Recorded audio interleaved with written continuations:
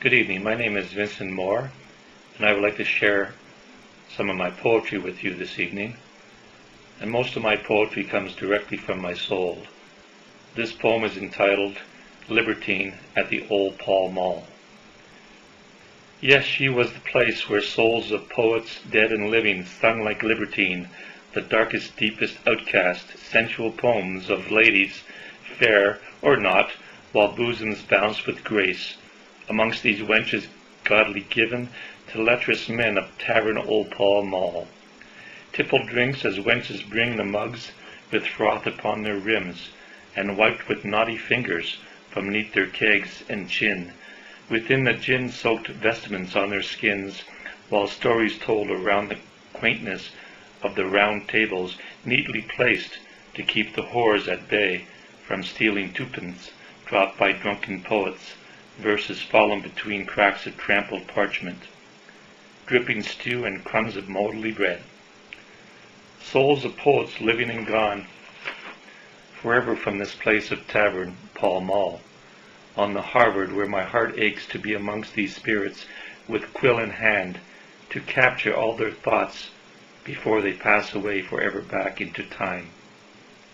Oh, that I might drink and sing in merriment, a chorus from a poet's heart of shame and sin,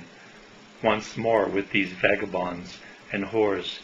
and lift our mugs on high, yet watch with careful eye the ones who would have us hung and swing for all to witness as poets' demise, for being sharp of wit's tongue and blending words of kings and queens and common man. Tavern Pall Mall, where whores and poets sit together to share their verse and grab at petticoats, periwigs curled to entice the poets with delight, while lust is flirting in the right hand. Flight to bed they find each other's lonely hearts to rest awhile, and dream the dreams of poets' rhyme.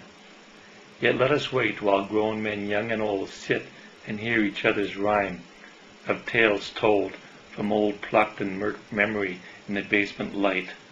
of dull lit wax melting to the floor, to beg that treasures would be found as each word hangs in the stale air at the Old Pall Mall.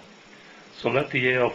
flow as we wipe our lips and caress each word the libertine brings forth,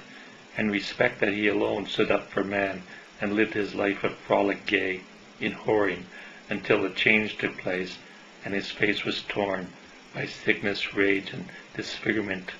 whilst death took him from us and Charles the King wept for his poet, whose ghost now lingers in sweet accord within the walls of this tavern called Old Pall Mall.